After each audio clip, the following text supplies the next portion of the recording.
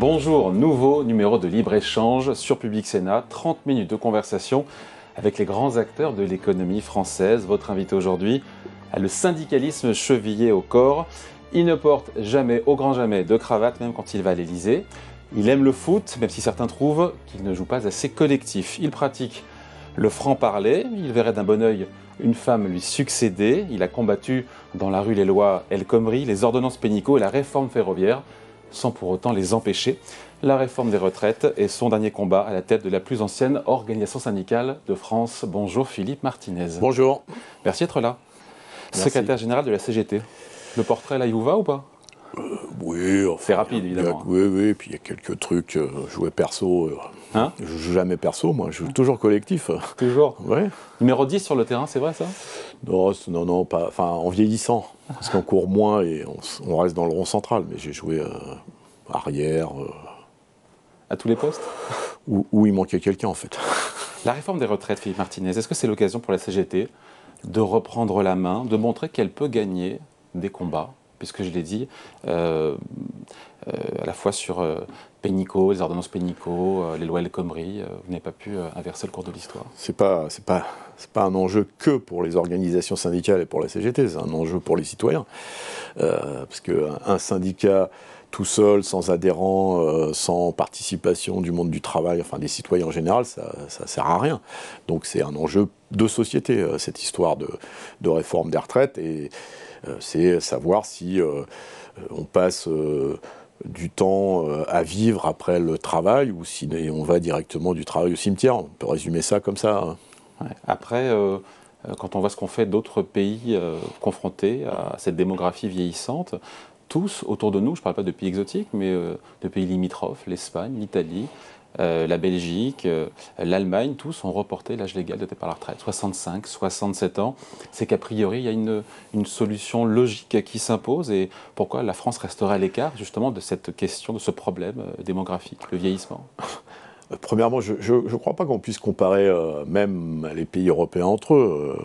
Vous l'avez dit, certains pays, la démographie n'est pas la même, l'âge de la population n'est pas tout à fait le même. Regardez en Allemagne, d'ailleurs c'était très bien, ils acceptent plus volontiers les immigrés et les réfugiés que chez nous. Donc on ne peut pas tout comparer. Et puis, moi, je croise des organisations syndicales, des responsables syndicaux d'autres pays qui se disent aussi on travaille trop longtemps dans notre pays, on travaille trop en général, si on veut laisser de la place aux jeunes. Donc, et puis, il faut que la France a toujours une originalité. Par exemple, la sécurité sociale, c'est une originalité française, solidaire. Et dans la retraite telle que nous la connaissons aujourd'hui en France, il y a plein de points positifs qu'aimeraient bien avoir mes homologues syndicaux, parce qu'entre gouvernements, évidemment, les objectifs sont parfois différents. À ceux qui disent, notamment au gouvernement, que si on ne fait rien, le système va dans le mur et que on va vers la faillite du système, c'est excessif, c'est faux. C'est faux, c'est faux. Oui, il y a une vérité. Non, c'est faux, c'est faux. En tout cas, nous, ce qu'on souhaite, c'est faire des choses, mais pour l'améliorer, pas pour le dénaturer. Oui, il faut régler l'amélioration des pensions, oui, mais pas à 1 200 €, parce que personne ne peut vivre avec 1 200 €. Il n'y a que ceux qui vivent avec des millions qui considèrent qu'on peut vivre avec 1 200 €. Il faudra qu'ils essayent. Donc il faut améliorer le financement, il faut régler par exemple les questions d'égalité salariale entre les femmes et les hommes durant la carrière, parce que ça a des incidences sur les pensions. Donc il y a des solutions, mais c'est des choix politiques qu'il faut faire. Bon, avant la retraite, il y a le travail. Il se trouve que la moitié des Français considèrent que leur travail n'est pas reconnu ni récompensé à sa juste valeur. Qu'est-ce que ça nous dit, Philippe Martinez, du rapport qu'entretiennent les Français avec leur boulot? Alors le travail, c'est un vaste sujet que la CGT traite depuis des années et des années, puisqu'on s'appelle, tout le monde ne le sait pas encore, Confédération Générale du Travail, et pas des travailleurs ou des travailleuses, du travail. Ça signifie que, premièrement, le travail, j'aborderai après les questions de salaire, reconnaissance des qualifs, mais le travail en lui-même n'est pas reconnu. C'est-à-dire que de plus en plus, on est confronté à du travail prescrit, c'est-à-dire une note de service qui vous tombe de je ne sais où, par des managers qui ont certes des compétences, mais pas forcément dans le domaine qui touche le travailleur ou la travailleuse. Et donc on vous oblige à faire un boulot alors que celui qui doit l'exécuter sait que, par expérience et par qualification, que ce qu'on lui demande de faire, c'est pas bien.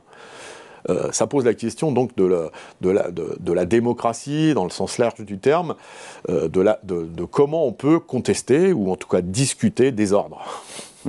Ça, c'est la première chose. Et je crois que c'est ce qu'on appelle le sens du travail. Pourquoi je fais ce boulot ? Pourquoi on me demande de faire ce boulot ? Pourquoi on m'oblige à le faire comme ça ? Et ça nécessiterait un débat beaucoup plus large que les réponses qu'on peut avoir du monde politique. Quand on parle de travail, ils vous répondent emploi ou chômage. Le travail, ça n'a rien à voir avec l'emploi ou avec le chômage. Après, il y a les questions évidemment d'attractivité, il y a les questions liées à des phénomènes politiques qu'on qualifie trop souvent de phénomènes de société. Par exemple, le lien avec l'environnement et la préservation de la planète. Il y a des salariés, notamment des jeunes, qui s'interrogent sur l'impact de leur travail sur l'avenir de la planète. Et je pense que c'est essentiel qu'ils se posent ce genre de questions. Donc c'est beaucoup plus vaste que quelques raccourcis que j'entends, les jeunes ne voudraient plus travailler, ou que uniquement la crise de la Covid et les conséquences avec l'évolution du télétravail. C'est pas que ça, le rapport au travail. Vous voyez le travail comme une souffrance ou comme un épanouissement? C'est un peu caricatural dit comme ça, évidemment. Mais le travail devrait être, en tout cas pour beaucoup, un épanouissement. Il y a des métiers très difficiles où on souffre. On peut l'améliorer justement en travaillant sur les conditions de travail. Mais le travail, c'est d'abord du collectif. On bosse, mais et ça aussi, ça demande à revenir peut-être un petit peu en arrière. C'est les discussions qu'on peut avoir à la machine à café, où on parle boulot, mais on parle sport, culture. C'est aussi les temps de pause. Dans beaucoup d'industries, maintenant, les ouvriers n'ont plus de temps de pause pour manger. C'est un petit casse-croûte sur le coin de la machine. Il faudra revenir à des repas collectifs. C'est du collectif, le travail. C'est l'échange. Et de plus en plus, on individualise le travail. Et ça pose problème. Donc oui, il y a des métiers difficiles. Il faut régler par les conditions de travail, mais c'est pas que de la souffrance, le travail. Ouais. Et puis il y a la question de la rémunération, Philippe Martinez, le salaire. Évidemment. Les salaires sont-ils trop bas en France? Et double question, parce qu'il y a la question du salaire et de l'inflation. Et je discutais avec le numéro 2 du MEDEF qui me disait qu'entre les hausses de salaire, la participation, les primes en tout genre, eh bien, les salaires vont quasiment progresser autant que l'inflation. Mais beaucoup moins que les dividendes versés aux actionnaires. Vous l'avez noté. Parce que ça, le numéro 1, le numéro 2 et tous les numéros du MEDEF n'en parlent jamais. Le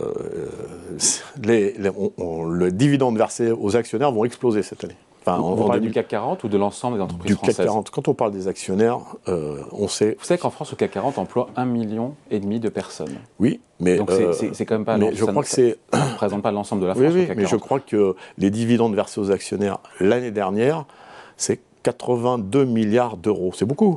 C'est beaucoup. Ça permettrait d'augmenter les salaires, y compris dans les petites boîtes, parce que tel qu'est fait le système productif en France, notamment dans l'industrie, mais pas que, c'est un groupe donneur d'ordre, comme on les appelle. D'ailleurs, ils n'aiment pas qu'on les appelle les donneurs d'ordre. Pourtant, c'est la réalité, qui fait travailler en cascade des sous-traitants. Et en mettant la pression sur les sous-traitants. Évidemment, en mettant la pression, en imposant un modèle d'organisation du travail d'un grand groupe sur des petites boîtes où les questions ne se posent pas de la même façon. Et ces salariés des petites boîtes, ils bossent. Mais tout ce qu'ils font, c'est pour alimenter les actionnaires du grand groupe. Ça se passe comment à l'étranger ? Dans les grands groupes, dans les multinationales étrangères, parce qu'elles sont cotées en bourse aussi, les mêmes questions se posent. Comment est-ce qu'ils gèrent ça ? Mais il y a des groupes français qui sont aussi mondialisés. D'ailleurs, c'est ceux qui font le plus de bénéfices. Il y a besoin, dans tous les groupes, de revenir sur la notion de répartition des richesses. Et dans la répartition des richesses créées, il y a la question des salaires. Donc...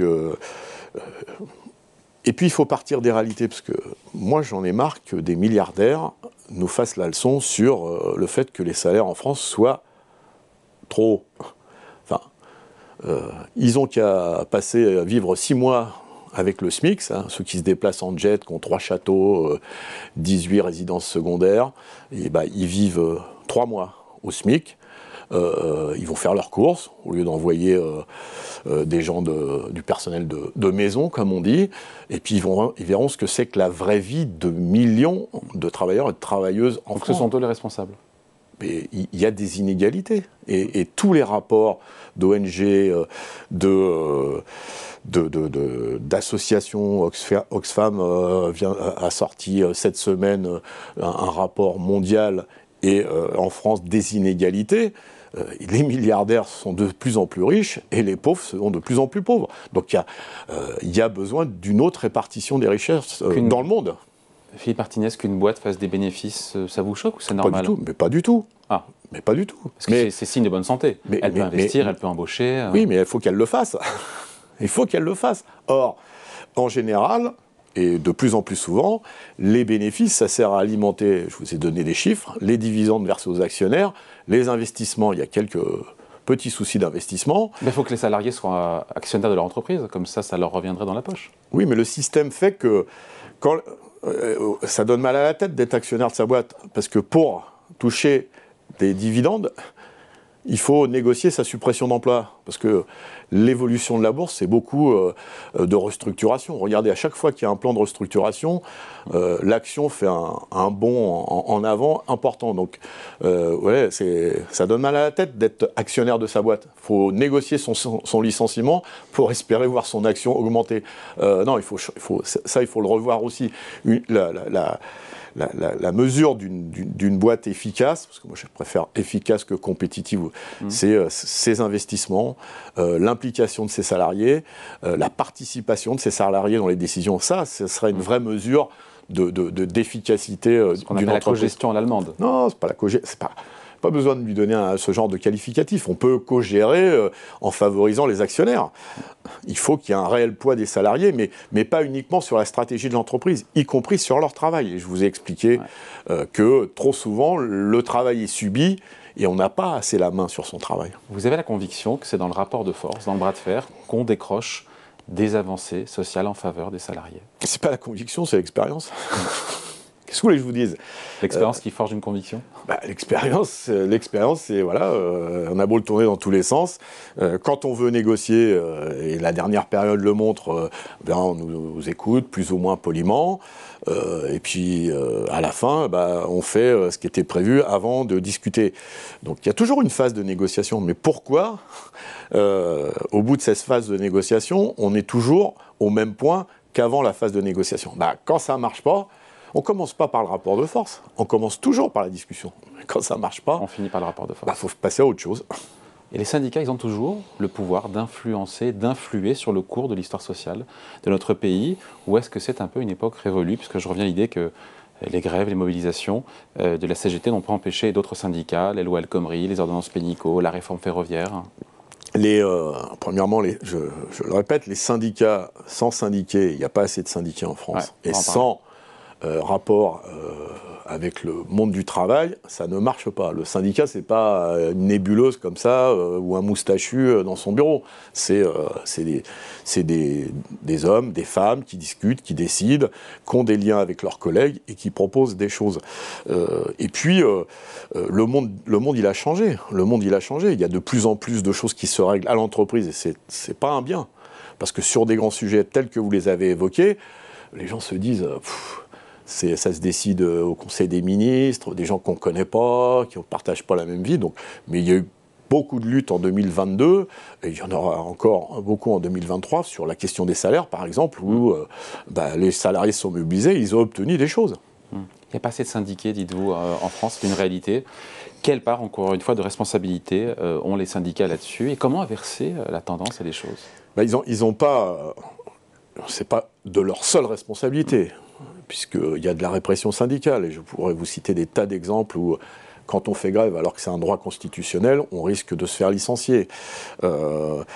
Mais pour ce qui concerne la responsabilité des syndicats et de la CGT, que je connais un peu, c'est le besoin d'avoir un syndicalisme qui est en phase avec le monde du travail tel qu'il est aujourd'hui. Pas qui cautionne les mauvaises évolutions du monde du travail, parce que Oui, on est contre le travail du dimanche, on est contre la précarité, on est contre l'ubérisation, c'est-à-dire des gens sans contrat. Pour autant, ce sont des travailleurs et des travailleuses. Donc c'est pas parce qu'on est contre la forme d'exploitation qu'ils subissent qu'il ne faut pas s'occuper d'eux. Et ça, on a besoin de faire des progrès et de façon urgente. Philippe Martinez, vous avez passé la main cette année, vous êtes secrétaire général depuis 2015. Qu'avez-vous appris pendant ces 8 ans à la tête de la CGT? Qu'est-ce que...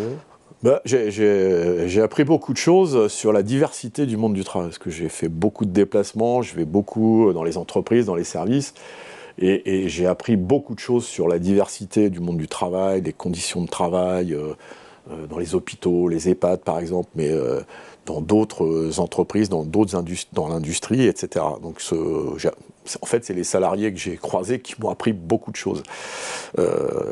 Et puis, j'ai appris aussi... peut-être encore plus que quand on est responsable syndical, mais je pense que c'est valable encore plus pour les responsables politiques, il faut être humble. L'humilité, c'est pas un défaut, c'est une qualité. C'est pas la vertu la mieux partagée? Oui, notamment à l'Élysée par exemple. Oui, il faut être humble, il faut savoir écouter. Il faut savoir écouter, essayer de comprendre. Pas arriver avec un discours tout fait et puis expliquer aux gens comment ça va se passer. Comment ça se passe pour eux. Non, il faut écouter d'abord et après essayer de trouver des solutions. Ça, c'est quelque chose, une expérience, enfin plusieurs expériences qui m'ont apporté. Voilà, je ne veux pas jouer les vieux machins, mais c'est quelque chose qui est essentiel. Ce dont vous êtes le plus fier au terme de ce mandat, de ce double mandat à la tête de la CGT? Une action, une décision, J'ai pas un tableau d'honneur dans mon bureau. Je pense que j'ai essayé d'impulser un certain nombre de choses. Par exemple, d'avoir été parmi les premiers à mettre en place une cellule contre les violences sexistes et sexuelles dans la CGT et par rapport à des femmes qui côtoient la CGT. C'était bien avant MeToo. Je pense que c'était avant-gardiste et je suis assez fier de ça, même si on rencontre des difficultés comme partout pour casser un peu les pattes du patriarcat et du machisme. Est-ce que vous regrettez après Oui, il y a plein de choses que je regrette parce qu'il y a des tas de chantiers qui sont ouverts. Eh bien, de ne pas avoir encore une CGT structurée pour accueillir toute la diversité du monde du travail. Il y a encore trop de travailleurs et de travailleuses qui aimeraient venir à la CGT et qui ne trouvent pas encore très bien leur place chez nous. C'était une vocation d'ailleurs de devenir secrétaire général de la CGT ou ça vous est tombé dessus? À quel moment on se décide, on se dit tiens, j'ai envie d'être syndicaliste, je veux être syndicaliste? Non, mais premièrement, syndicaliste, c'est pas un métier. C'est voilà, on se syndique, c'est une activité militante. Parce que, en tout cas, beaucoup de syndiqués que je croise se sont syndiqués parce qu'ils ont été victimes d'une injustice. C'est pas un truc qu'on rêve dans son berceau. C'est votre cas? Oui. Quelle injustice? L'injustice, c'est la non-application d'une clause d'un accord d'entreprise chez Renault, qu'un jour on m'a dit, on avait une clause mais il y a longtemps déjà, le fait que quand on parlait une langue étrangère, bien on avait un examen, on était noté, en fonction de cette note, on avait une prime. Eh bien, pour moi, ça ne marchait pas. Donc, j'ai dit pourquoi ça ne marche pas? Parce que c'est comme ça. Donc, j'ai été voir le syndicat. Voilà. Donc, c'est beaucoup de gens se syndiquent parce qu'ils sont victimes d'une injustice. Et on ne naît pas avec l'ambition. C'est pas un parcours professionnel d'être syndicaliste et d'avoir des responsabilités. C'est parfois des concours de circonstances, souvent parce que vos petits camarades disent tiens, t'accepterais de prendre cette responsabilité. Vous savez, c'est pas... on rêve pas ça dans son berceau. Hein. En se rasant tous les jours devant la glace. Voilà. J'avais d'autres rêves quand j'étais môme. Lesquels? Pour être footballeur professionnel, on y revient quand même, hein. Oui. En tant que 10. Numéro 10. Oui. Avoir la carrière de Zidane, ça a fait rêver beaucoup de monde, même si c'était la génération d'après moi. Moi, c'était plutôt Platini, mon héros. Il n'a pas été champion du monde. Eh oui, pas loin. On peut être le meilleur sans être champion du monde. Pas loin. Avant de devenir numéro 1 de la CGT, est-ce que vous aviez un modèle ou un anti-modèle de leader syndical? Pas du tout, non. Non. Non, j'ai eu des bonnes relations avec, comme vous dites, quelques leaders de la CGT. Enfin, j'en ai connu quelques-uns. J'ai gardé d'ailleurs des relations avec eux, mais il n'y a pas de modèle. Il y a des choses qui vous inspirent ou des choses que vous voulez continuer, que des prédécesseurs ont commencé, mais pas... Alors qui et qu'est-ce qui vous a inspiré?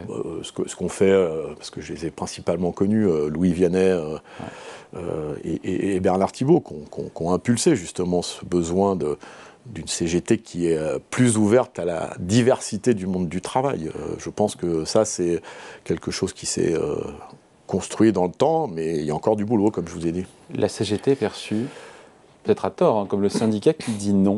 Est-ce qu'il n'y a pas deux CGT? L'une au niveau national qui s'oppose et une CGT dans les entreprises ou dans les branches, dans les entreprises qui signent des accords. Il n'y a pas deux CGT? Non, mais ça c'est des caricatures. Ça c'est des caricatures qu'on aime entretenir. Et quand on est un peu objectif, c'est pas le cas. On reproche toujours à la CGT la politique de la chaise vide. Si on prend cette séquence de la réforme des retraites, on a participé à toutes les concertations. Et pourtant, j'entends encore des commentateurs avisés qui parlent d'une CGT qui a fait la politique de la chaise vide concernant la réforme des retraites. La CGT, elle dit non quand ça ne va pas, mais à chaque fois qu'elle dit non, elle propose autre chose. Le problème, c'est qu'il faudrait qu'on soit globalement plus objectif dans tous ceux qui aiment commenter les faits et gestes de la CGT pour parler et de ce que la CGT conteste, mais aussi de ce que la CGT propose. Philippe Martinez, c'est sous votre ère que la CGT a perdu son titre de premier syndicat de France au profit de la CFDT. Là encore une fois, c'est quelle part de responsabilité ou pas? Ben évidemment, le premier a toujours une part de responsabilité. C'est comme un entraîneur dans une équipe de foot. Mais on ne peut pas dire quand on gagne, c'est les joueurs qui ont gagné, et quand on perd, c'est de la faute de l'entraîneur. Je vous ai dit, cette baisse d'audience de la CGT, elle date d'avant moi, puisque la mesure de la représentativité, ça fait peu de temps qu'on l'a sous cette forme-là. Et puis, tout ce que je vous ai dit, qu'ont commencé mes prédécesseurs, c'est d'avoir une CGT plus en face avec la diversité du monde du travail, on est un peu à la bourre. Et donc, il faut accélérer. Il y a des tas de gens dans les entreprises, d'ailleurs, qui parfois se défendent sans nous. La crise des gilets jaunes, d'autres choses de ce style. Quand on ne connaît pas les syndicats, quand on ne les voit jamais, on se dit que ça ne sert à rien. Or, notre implantation n'est pas suffisante pour qu'on ait une représentativité qui nous permette de reconquérir notre première place. Il y a un écart d'implantation dans les entreprises entre la CFDT et nous. On est largement en retard par rapport à la CFDT. Donc là, il y a du boulot. Si vous voulez, on fait une course, mais pour arriver devant eux, on part 20 mètres ou 40 mètres après eux, donc il faut courir très vite, et on ne court pas encore assez vite. Philippe Martinez, vous avez croisé à de multiples reprises François Hollande et Emmanuel Macron. Qu'est-ce qui les distingue et avec lequel vous avez eu le plus d'affinité? Alors, ça c'est pareil, je ne les ai pas croisés souvent.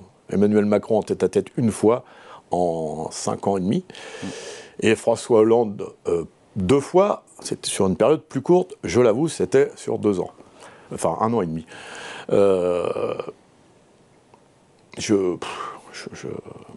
En tout cas, ils ont tous les deux eu des mesures vis-à-vis du monde du travail qui nous conduisent dans une situation compliquée, que ce soit, vous l'avez rappelé, la loi El Khomri,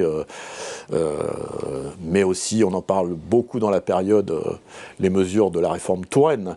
Et Emmanuel Macron a continué, mais je vous rappelle qu'il a été ministre de François Hollande, et paraît-il, il a beaucoup inspiré les dernières lois régressives, mais il a continué en accélérant.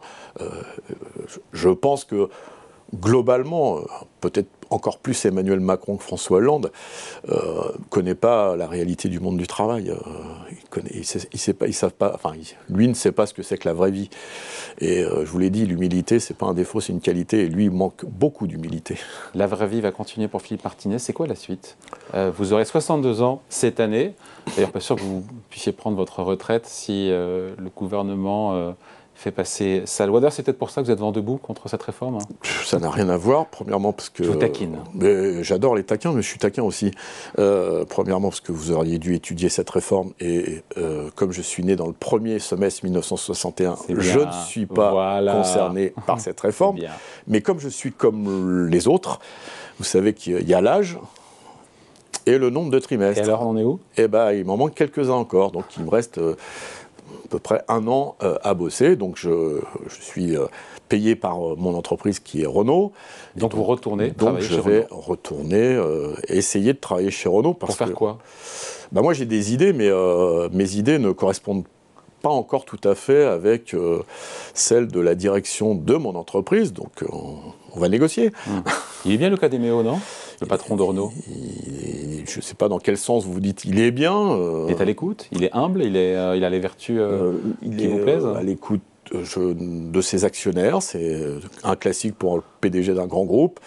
Il veut casser l'entreprise en deux, vous le savez, une partie électrique, une partie thermique, ce qui va d'ailleurs, pour moi et pour un certain nombre de mes collègues, changer mon contrat de travail sans me demander mon avis. Donc je ne sais pas s'il est très à l'écoute finalement. Bon, une femme, on va se quitter là-dessus, à la tête de la CGT, vous en rêvez. Vous avez proposé Marie Buisson pour vous succéder. Est-ce que ce rêve va devenir réalité? Parce que c'est pas fait. C'est vraiment pas un rêve. C'est, je vous ai expliqué... c'est le sens de l'histoire. Pendant plusieurs minutes qu'il fallait que la CGT soit dans son monde. Or, vous le savez, sur cette planète... plus d'un être humain sur deux est une femme. Oui. Vous le saviez. 52% pour être précis. Donc il serait temps, me semble-t-il, que dans la plus vieille organisation syndicale de France, qui va avoir 128 ans cette année, pour la première fois depuis qu'elle existe, eh bien on soit en phase avec le monde tel qu'il est. Vous voyez, je suis cohérent dans mes pensées et dans ma volonté de voir une CGT toujours en phase avec le monde du travail tel qu'il est aujourd'hui. Merci Philippe Martinez pour ce libre-échange. Merci à vous. Ce fut un plaisir. Je rappelle que vous êtes le secrétaire général de la CGT. Libre-échange, c'est fini et c'est à revoir sur Public Sénat. Il y a du replay bien sûr sur publicsénat.fr. À bientôt.